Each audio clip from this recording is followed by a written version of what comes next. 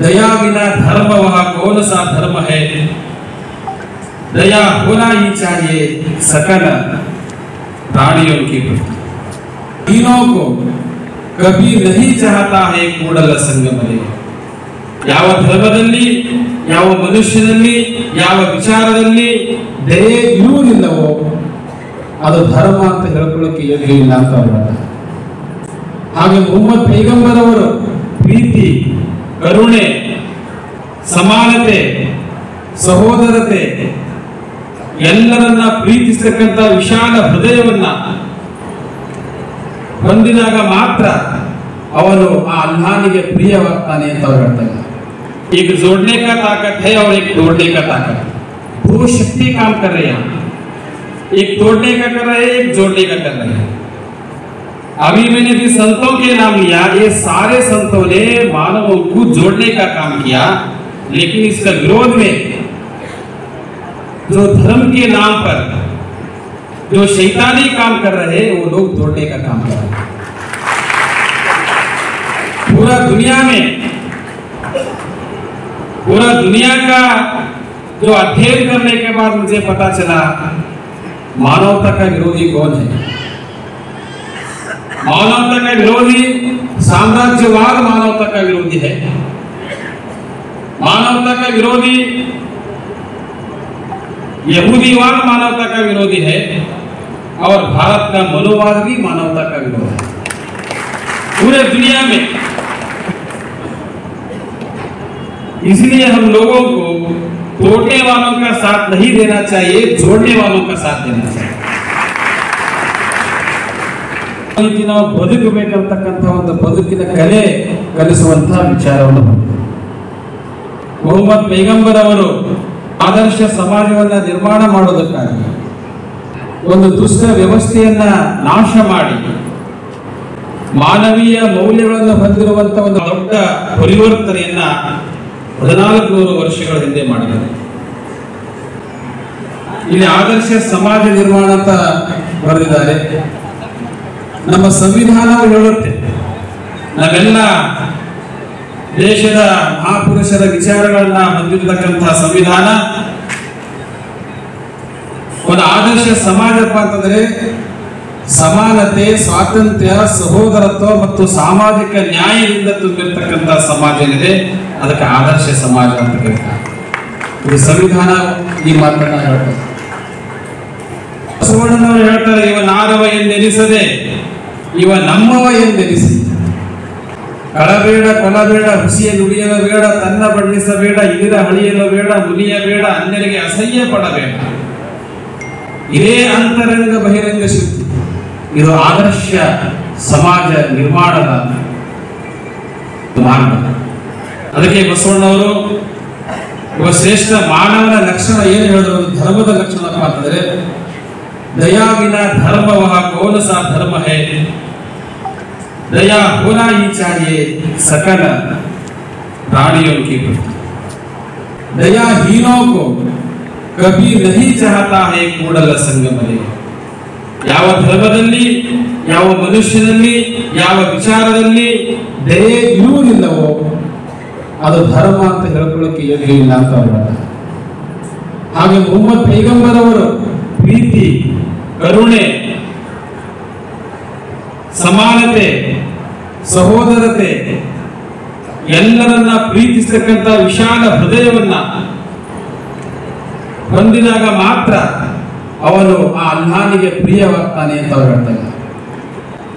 ಅದಕ್ಕಾಗಿ ಬಂಧುಗಳೇ, ಇವತ್ತಿನ ದಿನ ನಾವೆಲ್ಲರೂ ನಮ್ಮೆಲ್ಲ ಮಹಾಪುರುಷರ ತತ್ವಗಳನ್ನ ಚಿಂತನೆ ಮಾಡಿ ಅವರ ನಿಜವಾದ ಧೋರಣೆಗಳೇನಿತ್ತು ಅವಳನ್ನ ಅರ್ಥ ಮಾಡಿಕೊಂಡು ನಾವು ನಡೆದಿವಿ ಅಂತಂದ್ರೆ ನಮ್ಮಲ್ಲಿ ಯಾವುದೇ ಜಾತಿ, ಮತ, ಪಂಥ ಭೇದ, ಯಾವುದೇ ಧಾರ್ಮಿಕ ಎಲ್ಲ ಅದಕ್ಕಾಗಿ ನಮ್ಮ ದೇಶದಲ್ಲಿ ಇವತ್ತು ನಾವು ನೋಡ್ತಾ ಇದ್ದೇವೆ, ಕೆಲವು ವರ್ಷಗಳಿಂದ ಈ ಶಾಂತಿಯ ಭೂಮಿಯಾಗಿರ್ತಕ್ಕಂಥದ್ದು, ಪ್ರೀತಿಯ ಭೂಮಿಯಾಗಿರ್ತಕ್ಕಂಥ ಭಾರತ ಇತ್ತೀಚಿನ ಕೆಲವು ದಿನಗಳಲ್ಲಿ ಜಾಗತಿಕ ಮಟ್ಟದಲ್ಲಿ ಧಾರ್ಮಿಕ ಭೇದ ಭಾವನೆಗಳನ್ನ ಮಾಡ್ತಕ್ಕಂಥದ್ದಾಗಲಿ, ಧರ್ಮದ ಹೆಸರಿನಲ್ಲಿ ಹಿರಿಯಲ್ಲಿ ದಾಳಿಗಳನ್ನ ಮಾಡ್ತಕ್ಕಂಥದ್ದಾಗಲಿ, ಕೊಲೆಗಳನ್ನ ಮಾಡ್ತಕ್ಕಂಥದ್ದಾಗಲಿ, ಈ ಒಂದು ಘಟನೆಗಳು ಬೆಳೆದಿರುವುದರಿಂದ ಅಂತಾರಾಷ್ಟ್ರೀಯ ಮಟ್ಟದಲ್ಲಿ ದೇಶದ ಹೆಸರು ತುಂಬಾ ಹಾಳಾಗ್ತದೆ. ಯಾಕಂದ್ರೆ ಈ ದೇಶ ಬುದ್ಧ, ಬಸವಣ್ಣ, ಮಹಾವೀರ, ಸಂತ ಕಬೀರದಾಸ, ಸಂತ ರೋಹಿದಾಸ, ಗುರು ನಾನಕರು, ಅನೇಕ ಮಹಾಪುರುಷರನ್ನ ಕೊಟ್ಟಿರುವಂತ ಈ ದೇಶದಲ್ಲಿ ಎರಡು ಮಾರ್ಗಗಳು, ಎರಡು ಶಕ್ತಿಗಳು ಏನಪ್ಪಾ ಅಂತಂದ್ರೆ, ಒಂದು एक जोड़ने का ताकत है और एक तोड़ने का ताकत। दो शक्ति काम कर रहे हैं, एक तोड़ने का कर रहे हैं, एक जोड़ने का कर रहे हैं। अभी मैंने भी संतों के नाम लिया, ये सारे संतों ने मानवों को जोड़ने का काम किया, लेकिन इसका विरोध में जो धर्म के नाम पर जो शैतानी काम कर रहे हैं, वो लोग तोड़ने का काम कर रहे हैं।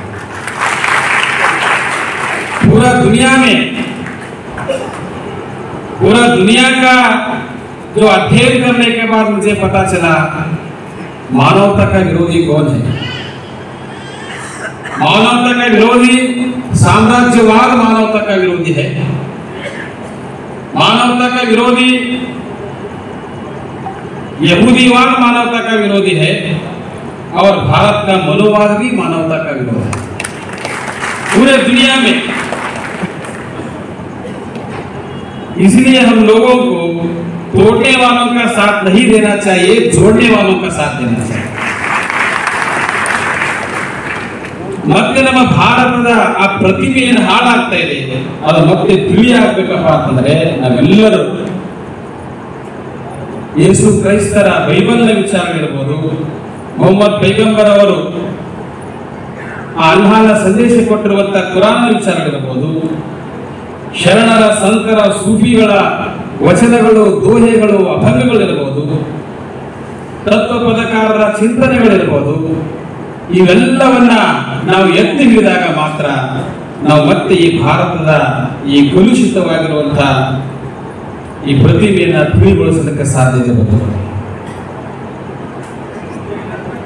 ನಾನು ಎಲ್ಲಾ ಧರ್ಮಗುರುಗಳಲ್ಲಿ ಒಂದು ಏನು ಕೇಳ್ಕೊಳ್ತಾ ಇದ್ದೇನಪ್ಪ ಅಂತಂದ್ರೆ, ನಮ್ಮ ಧರ್ಮಗುರುಗಳು ಏನ್ ಮಾಡ್ತಾರೆ, ಮುಸ್ಲಿಂ ಮೌಲ್ವಿಗಳು ಅವರು ಕುರಾನವನ್ನ ಬಹಳ ಆಳವಾಗಿ ಅಧ್ಯಯನ ಮಾಡಿರ್ತಾರೆ, ಅದನ್ನ ಅವರು ಹೇಳ್ತಿರ್ತಾರೆ, ತುಂಬಾ ಸಂತೋಷದ ವಿಷಯ. ಅದರ ಜೊತೆಗೆ ನಾವು ಇತರೆ ಧರ್ಮಗಳ ಧರ್ಮ ಗ್ರಂಥಗಳ ವಿಚಾರಗಳನ್ನು ಕೂಡ ಅಷ್ಟೇ ಆಳವಾಗಿ ಅಧ್ಯಯನ ಮಾಡಬೇಕು.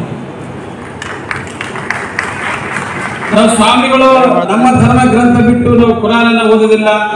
ಮೌಲ್ವಿಗಳಾಗಲಿ ನಮ್ಮ ಸ್ವಾಮೀಜಿಗಳಾಗಲಿ ಕುರಾನನ್ನ ಓದ್ತಕ್ಕಂಥದ್ದು, ವಚನಗಳನ್ನ ಓದ್ತಕ್ಕಂಥದನ್ನ ಮಾಡಿ ಎಲ್ಲಾ ಧರ್ಮದ ಸಾರ ಒಂದೇ ಇದೆ ಅಂತಕ್ಕಂಥದನ್ನ ಬೇರೆ ಬೇರೆಯಲ್ಲಿ ಹೋಗಿ ನಾವು ಪ್ರಚಾರ ಮಾಡಬೇಕು. ಮುಸ್ಲಿಂ ಧರ್ಮಗುರುಗಳು ಕೇವಲ ಮುಸ್ಲಿಮರಿಗೆ ಮಾತ್ರ ಕುರಾನನ್ನ ಹೇಳಬಾರದು, ನಾನು ಮುಸಲ್ಮಾನರಲ್ಲಿ ಕುರಾನನ್ನ ಅವರು ಹೇಳಬೇಕು. ನಾವು ಸ್ವಾಮಿಗಳು ಕೇವಲ ವಚನಗಳನ್ನು ಬರೀ ಲಿಂಗಾಯತರಿಗಷ್ಟೇ ಹೇಳೋದಲ್ಲ, ಎಲ್ಲರಲ್ಲಿಯೂ ಕೂಡ ಹೋಗಿ ಅದನ್ನ ಹೇಳಬೇಕು. ಅಂದಾಗ ಮಾತ್ರ ನಾವು ಕೂಡಿಸುವವರ ಒಂದು ಪಟ್ಟಿಯಲ್ಲಿ ಶಾಮೀಲಾಗ್ತಾ ಇದೆ ಬಂಧುಗಳು. ಅದಕ್ಕಾಗಿ ಇವತ್ತಿನ ದಿನ ಒಂದು ಬಹಳ ಒಳ್ಳೆಯ ಕಾರ್ಯಕ್ರಮವನ್ನ ಇಲ್ಲಿ ಆಯೋಜನೆ ಮಾಡಿದ್ದಾರೆ. ಅದರ ನಮಗೆ ಬಹಳ ಖುಷಿ ಅನಿಸ್ತದೆ. ನಮ್ಮ ಮೊಹಮ್ಮದ್ ಕುನಿಯವರನ್ನ ನೋಡಿ ಅವರ ಪುರಾಣ ಪ್ರವಚನ ಕೇಳುವ ಇನ್ನೊಂದು ನಮಗೆ ಅವಕಾಶ ಸಿಕ್ತು ಅಂತ ಹೇಳಿ ಬಂಧುಗಳೇ, ಇನ್ನು ಮುಂದೆ ನಾವೆಲ್ಲರೂ ಈ ಮೀಡಿಯಾಗಳು ತೋರಿಸುವಂತಹ ಧಾರ್ಮಿಕ ಏನು ಭೇದ ಇದೆ ಅದನ್ನು ನಾವು ಮೆಟ್ಟಿ ನಿಲ್ಲಬೇಕಾಗ್ತಾ ಇದೆ. ಕೆಲವು ಧರ್ಮದ ಗುರುಗಳು ತಮ್ಮ ಸ್ವಾರ್ಥಕ್ಕಾಗಿ ಇತರೆ ಧರ್ಮದ ವಿರುದ್ಧ ದಂಗೆ ಎಬ್ಬಿಸುವಂತ ಹುನ್ನಾರ ಮಾಡ್ತಾ ಇದ್ದಾರೆ, ಕೆಲವು ರಾಜಕಾರಣಿಗಳು ಮಾಡ್ತಾ ಇದ್ದಾರೆ, ಕೆಲವು ಸಮಾಜ ಘಾತಕ ಶಕ್ತಿಗಳು ಮಾಡ್ತಾ ಇದ್ದಾವೆ. ಇವೆಲ್ಲವನ್ನ ಮೆಟ್ಟು ನಿಂತು ನಾವೆಲ್ಲರೂ ಭಾರತೀಯರು, ನಮ್ಮಲ್ಲಿ ಯಾವುದೇ ಭೇದ ಭಾವನೆ ಇಲ್ಲ, ನಮ್ಮೆಲ್ಲ ಮಹಾಪುರುಷರು ಒಂದೇ ಮಾತನ್ನು ಹೇಳಿದ್ದಾರೆ ಅನ್ನುವಂತ ವಿಚಾರ ಇಟ್ಕೊಂಡು ನಾವು ನೀವೆಲ್ಲರೂ ನಡೆಯೋಣ ಅನ್ನುವಂತ ಮಾತನ್ನು ಹೇಳಿ ನನ್ನ ಮಾತು ಮುಗಿಸ್ತಾ ಇದ್ದೇನೆ. ಜೈ ಭಾರತ, ಜೈ ಸಂವಿಧಾನ.